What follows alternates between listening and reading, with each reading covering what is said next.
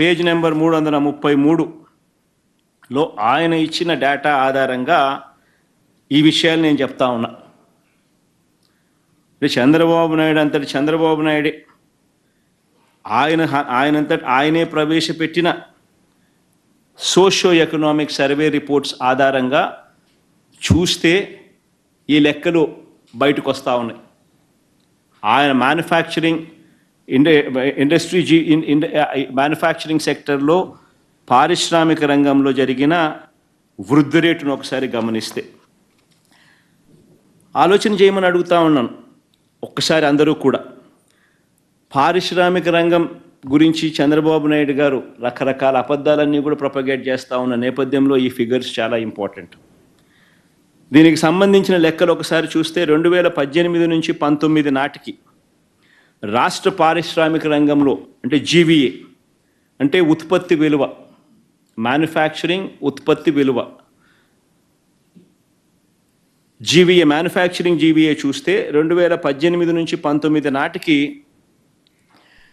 1,88,601 కోటి రూపాయలు అయితే with a compounded annual growth rate అంటే వార్షిక వృద్ధి రేటు 11.92%తో 1,88,601 కోటి అయితే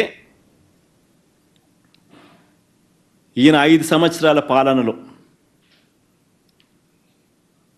ఆయన మొదలుపెట్టే నాటికి 1,07,000 కోట్లుంటే ఆయన పాలన ముగిసే నాటికి 1,88,601 కోటి మ్యానుఫ్యాక్చరింగ్ జీవీఏ అంటే మ్యానుఫ్యాక్చరింగ్ ఉత్పత్తి విలువ. 2019 నుంచి 2024 వైఎస్ఆర్సీపీ హయాంలో ఏకంగా అది 3,41,000 కోట్లకు పోయింది with a compounded annual growth rate of 12.61%. with a compounded annual growth rate of 12.61%. ఇదే దేశంతో కూడా కంపేర్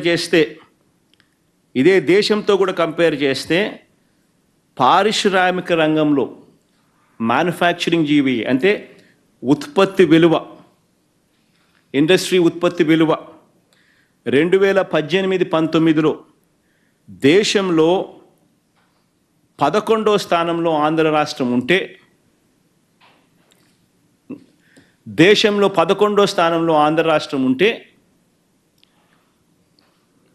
ఇది పర్ క్యాపిటల్ ఇది దేశంలో 11వ స్థానంలో ఆంధ్ర రాష్ట్రం ఉంటే ఇదే ఇండస్ట్రీ జీవీఏ 2019 నుంచి 2024 మన హయాంలో ఏకంగా 8వ స్థానంలోకి వచ్చినాం.